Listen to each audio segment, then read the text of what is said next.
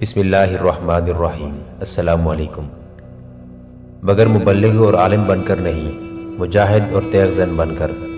تمہارے باپ نے ہنس کر کہا، میری ماں بھی ایسے ہی خواب دیکھا کرتی تھی، مگر میں غلاموں کی منڈی میں نیلام ہوا تھا۔ میں نے اسے کہا تھا، اسلام کے پاسبان تم جیسے غلام ہوں گے، دولت والے تو اسلام کو ڈبوئیں گے۔ میرا باپ بھی غلاموں کی منڈی میں نیلام ہوا تھا، لیکن غزنی کا سلطان بنا۔ میں نے تمہارے باپ سے کہا تھا کہ میں جس عظیم بچے کے جنم کے خواب دیکھ رہی ہوں، وہ بچہ تمہارا ہوگا۔ یہ میرے دل کی نہیں، میرے روح کی آواز تھی۔ سبقت گین کے ساتھ میری محبت جسمانی اور جذباتی نہیں تھی، میری روح میں خدا بول رہا تھا۔ خدائے بزرگ و برتر نے اپنی خدائی کا کرشمہ دکھایا، میں تمہارے باپ کی بیوی بن گئی۔ تمہارا باپ جو میرے باپ کی طرح غلاموں کی منڈی میں نیلام ہوا تھا، غزنی کی سلطنت کا سلطان اور میرے باپ کا جانشین ہوا۔ پھر خدائے ذوالجلال نے تمہارے باپ کو اشارہ دیا۔ تمہاری پیدائش سے ایک رات پہلے باپ نے یہ خواب دیکھا کہ محل کے ایک کمرے میں ایک درخت اگا جو بڑھتا چلا گیا۔ درخت چھت پھاڑ کر اوپر چلا گیا اور پھیلنے لگا۔ اس نے آدھی دنیا کو اپنے سائے میں لے لیا۔ تمہارا باپ اس خواب سے کچھ پریشان تھا۔ تم پیدا ہوئے تو میں نے تمہارے باپ سے کہا، آپ کے خواب کی تعبیر آپ کے سامنے آ گئی ہے۔ میں نے اس بچے کو جنم دے دیا ہے جو باطل شکن ہوگا۔ آج محرم کی 10ویں ہے، اس اشارے کو سمجھیں۔ تم عاشور کی رات پیدا ہوئے تھے۔ آپ پہلے بھی مجھے یہ کہانی سنا چکی ہیں، محمود غزنوی نے کہا۔ آج آپ نے اتنا زیادہ جذباتی ہو کر وہی بات پھر کیوں سنائی ہے؟ اس لیے کہ تمہارا دل باغوں کی رنگینی اور مہک میں اور مکانوں کی دلکشی میں نہ الجھ جائے۔ ماں نے جواب دیا، اور میرے آنسو اس لیے نکلے تھے کہ تم شہزادے ہو، مگر تمہاری عمر جنگلوں اور صحراؤں میں، پہاڑوں اور ویرانوں میں باطل کے خلاف لڑتے گزرے گی۔ میں تمہیں یاد دلانا چاہتی ہوں کہ تم محل کے لیے نہیں، میدان عمل کے لیے پیدا ہوئے ہو۔ تم باغ کے لیے جگہ پسند کر لو اور کام شروع کرا دو۔ جب بھی میدان جنگ سے لوٹو تو 2-4 دن اپنی پسند کے مکان میں رہ لیا کرنا۔ محمود غزنوی نے کام شروع کرا دیا، مکان کے لیے تجربہ کار کاریگر اکٹھے کر لیے، اور جب راجہ جے پال کی فوج غزنی پر حملے کے لیے آئی، باغ سرسبز ہو چکا تھا، پھول کھل آئے تھے، درختوں کے پودے اٹھ آئے تھے، اور اس کے وسط میں ایک خوشنما مکان جس کی دلکشی دیکھنے والوں کی نظروں کو گرفتار کر لیتی تھی، تعمیر ہو چکا تھا۔ پنجاب کے راجہ جے پال نے غزنی پر حملہ کیا تھا، مگر غزنی سے دور ہی لڑائی ہوئی۔ ہندو فوج پسپا کم اور تباہ زیادہ ہوئی تھی۔ مال غنیمت اتنا زیادہ تھا کہ سبقت گین کی فوج کو یہ سامان، خزانہ، گھوڑے، ہاتھی اور اونٹ سمیٹتے 20 دن لگ گئے تھے۔ فتح کا جشن بڑی دھوم دھام سے منایا گیا۔ سبقت گین جب غزنی واپس گیا تو محمود غزنوی نے اسے بتایا کہ اس کا باغ اور مکان مکمل ہو چکے ہیں۔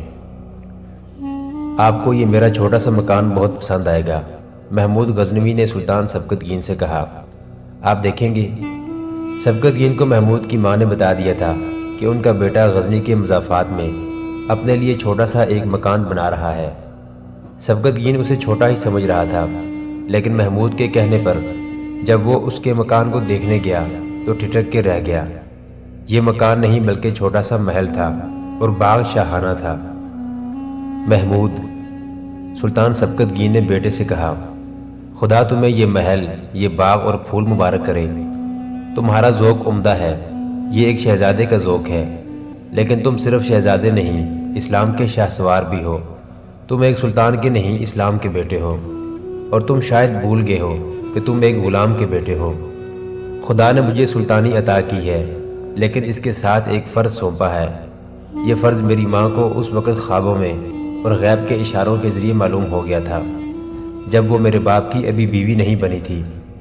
مجھے یہ فرض دنیا کی ہر چیز سے زیادہ عزیز ہے۔ میں اسے خدا کی بہت بڑی نعمت سمجھتا ہوں کہ اس مقدس فرض کی ادائیگی مجھے اور میری نسل کو عطا کی گئی ہے۔ میں تمہیں بتا چکا ہوں، اور تمہاری ماں بھی تمہیں بتا چکی ہے کہ تم نے ایک شہزادے اور ایک عام بچے کے روپ میں جنم نہیں لیا۔ میری ماں کی طرح تمہاری ماں کو بھی اس کی روح نے اشارہ دیا تھا کہ وہ ایک باطل شکن کو جنم دے گی۔ تو آپ یہ کہنا چاہتے ہیں کہ مجھے اتنا خوبصورت مکان نہیں بنانا چاہیے تھا؟ محمود غزنوی نے مایوس ہو کر کہا، ضرور بنانا چاہیے تھا۔ سلطان سبکتگین نے کہا، میں تمہیں بتانا یہ چاہتا ہوں کہ کوئی بھی آدمی جس کے پاس دولت ہے ایسا مکان بنا سکتا ہے، لیکن جو فرض تمہیں سونپا گیا ہے وہ ہر کوئی ادا نہیں کر سکتا۔ لوگ اونچے مکان اور شہزادے اور بادشاہ اونچی یادگاریں صرف اس لیے بناتے ہیں کہ ان کے مرنے کے بعد بھی لوگ انہیں یاد رکھیں اور ان کا نام لیں، مگر اینٹوں اور پتھروں کی عمارتیں مٹ جایا کرتی ہیں۔ یادگار لوگوں کے دلوں میں تعمیر کرو، کام وہ کرو جس کی یاد تاریخ کے ہر دور میں تازہ ہو۔ اپنے نام کو ایک مکان کی دیواروں میں قید نہ کرو، اسے تاریخ کے چہرے پر کبھی نہ مٹنے والا نقش بنا دو۔ اور محمود، دولت، عورت اور خوشنما مکان انسان کی بہت بڑی کمزوریاں ہیں۔ یہ زنجیریں ہیں جن میں جو بند جاتا ہے وہ بنی نوع انسان کے لیے شیطان بن جاتا ہے۔ تم جوان ہو محمود، لڑکپن اور جوانی کا یہ سنگم زندگی کا بڑا ہی خطرناک دوراہا ہوتا ہے۔ انسان اپنے سود و زیاں کو کم ہی دھیان میں رکھتا ہے۔ اگر تم اس عمر میں دنیا کی رنگینی کی راہ پر چل پڑے تو واپسی کے تمام راستے بند ہو جائیں گے۔ آپ مجھے اس مکان میں نہیں دیکھیں گے، محمود غزنوی نے کہا۔ میں یہ کبھی بھی نہیں بھولا کہ میں مرد میدان ہوں۔ اگر تم میری زندگی میں کفار سے لڑتے ہوئے شہید ہو گئے تو میں تمہیں اسی مکان میں دفن کروں گا۔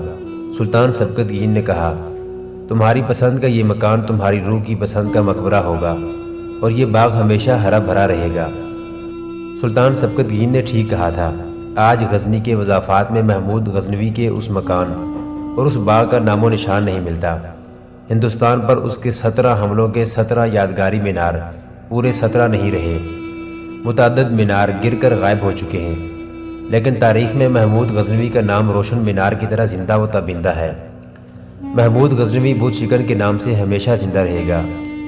راجہ جے پال تھوڑا ہی عرصہ پہلے غزنی کی طرف جاتے ہوئے پشاور سے گزر رہا تھا تو اس کی شان اور اس کی جنگ کی طاقت کو دیکھ کر پہاڑ اور دریا جیسے راستہ دے رہے تھے۔ لوگ ڈر کے مارے بھاگ گئے تھے۔ وہی راجہ جے پال شکست کھا کر واپس پشاور میں داخل ہوا تو لوگ دور دور سے دوڑے آئے اور حیرت سے دیکھنے لگے کہ یہ ان کا مہاراجہ ہے یا اس کی بدروح۔ اس کی جنگی طاقت لٹے پٹے قافلے کی طرح چلی آ رہی تھی۔ گھوڑوں اور ہاتھیوں کے بھی سر جھکے ہوئے تھے۔ ان کی چال بتاتی تھی کہ یہ کسی بھی قدم پر گر پڑیں گے۔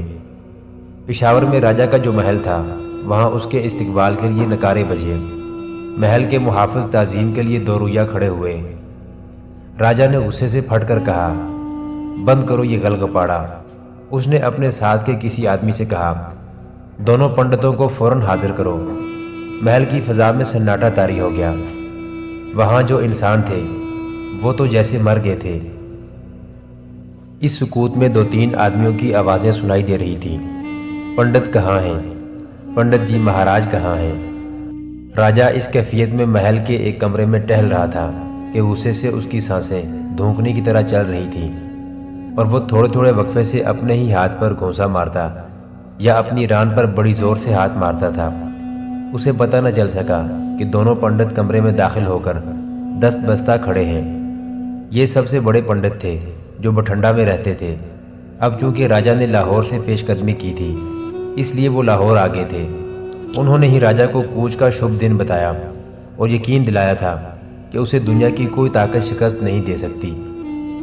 دونوں پنڈت اس کے ساتھ پشاور تک گئے تھے اور جب اپنی فوج کے ساتھ پشاور سے نکلا تھا تو دونوں پنڈت گھنٹیاں بجاتے راستے میں کھڑے تھے۔ ان کے ساتھ 12 قواریاں تھیں جن کے ہاتھوں میں تشتریاں اور تشتریوں میں اگربتیاں جل رہی تھیں۔ وہ کوئی مذہبی گیت گا رہی تھیں۔ انہوں نے راجہ کے راستے میں پھولوں کی پتیاں بکھیری تھیں۔ مہاراج، ایک پنڈت نے کہا، ہم حاضر ہیں۔ راجہ رک گیا۔ اس نے پنڈتوں کو دیکھا۔ اس کی بوڑھی آنکھوں میں قہر اترا ہوا تھا۔ وہ سچ اور جھوٹ کے درمیان معلق ہو کے رہ گیا تھا۔ کیا تم نے جھوٹ بولا تھا یا تمہاری پوتھی نے، جسے دیکھ کر تم نے مجھے کوچ کا شبھ دن بتایا تھا؟ راجہ جے پال نے ان سے پوچھا۔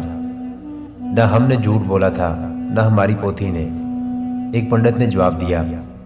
ستارے جھوٹ نہیں بولا کرتے مہاراج، ہم آپ کو پھر حساب جوڑ کر بتا سکتے ہیں۔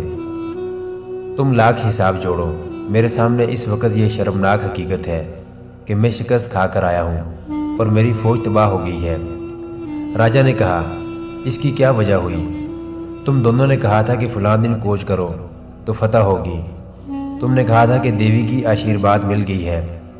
تم نے کہا تھا کہ پنڈتوں کو ساتھ لے جاؤ، وہ مورتیاں اور کشن مراری کے بت ساتھ لے جائیں گے۔ لڑائی سے پہلے سپاہیوں کے سامنے یہ بت اور مورتیاں رکھ کر پرارتھنا کرانا، پھر یہ سپاہی پہاڑوں کو پیس ڈالیں گے۔ میں نے یہ سارا انتظام کیا۔ وہاں جا کر دیکھو جہاں لڑائی ہوئی تھی، وہاں بتوں کے ٹکڑے اور مورتیوں کے پرخچے بکھرے ہوئے ہیں۔